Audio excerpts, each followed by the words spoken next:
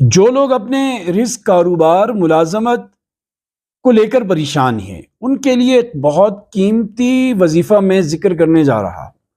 اس وظیفے نے کئی لوگوں کی زندگیاں بدلی ہیں۔ ایسے لوگ جو بالکل مایوسی کی انتہا پر تھے اور جو بالکل زمین کے ساتھ لگ چکے تھے، انہوں نے جب اس عمل کو شروع کیا، اللہ تبارک و تعالیٰ نے اتنا نوازا کہ وہ خود بھی ماشاءاللہ سے خود کفیل ہوئے اور دوسروں کے ساتھ تعاون کرنے والے بھی بنے۔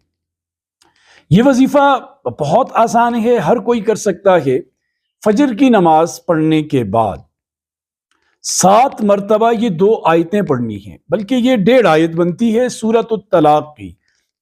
یہ 28واں پارہ ہے، اس میں آخری سے پہلی والی سورۃ الطلاق آتی ہے۔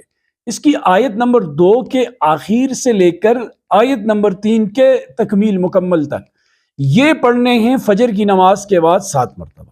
اب آپ ان الفاظ کو سنیں اور اس کا ترجمہ ضرور سنیے گا، اور کوشش کیجئے گا کہ جب آپ فجر کی نماز کے بعد اسے پڑھ رہے ہوں تو ترجمہ ذہن میں ہو۔ وہ الفاظ کیا ہیں؟ وَمَن يَتَّقِ اللَّهَ يَجْعَل لَّهُ مَخْرَجًا وَيَرْزُقْهُ مِنْ حَيْثُ لَا يَحْتَسِبُ وَمَن يَتَوَكَّلْ عَلَى اللَّهِ فَهُوَ حَسْبُهُ إِنَّ اللَّهَ بَالِغُ أَمْرِهِ قَدْ جَعَلَ اللَّهُ لِكُلِّ شَيْءٍ قَدْرًا۔ اب اس کا ترجمہ سنیں۔ وَمَن يَتَّقِ اللَّهَ يَجْعَل لَّهُ مَخْرَجًا، اور جو بندہ اللہ سے ڈرتا ہے، اللہ پاک اس کے لیے راستہ بنا دیتا ہے۔ ہر مصیبت، مشکل سے اللہ راستہ بناتا ہے، چاہے وہ مالی مصیبت ہو، وہ جانی مصیبت ہو، صحت کی ہو یا کسی بھی چیز کی ہو۔ اور آگے فرمایا وَيَرْزُقْهُ مِنْ حَيْثُ لَا يَحْتَسِبُ، ایسی جگہ سے اسے روزی دیتا ہے جہاں سے اسے گمان تک نہیں ہوتا۔ وَمَن يَتَوَكَّلْ عَلَى اللَّهِ فَهُوَ حَسْبُهُ، اور جو آدمی اللہ پر بھروسہ کرتا ہے، اللہ اس کے لیے کافی ہوتا ہے۔ اور اللہ تبارک و تعالیٰ اپنے حکم کے اوپر غالب ہے، اور ہر چیز کے لیے اللہ تبارک و تعالیٰ نے ایک اندازہ مقرر کر رکھا ہے۔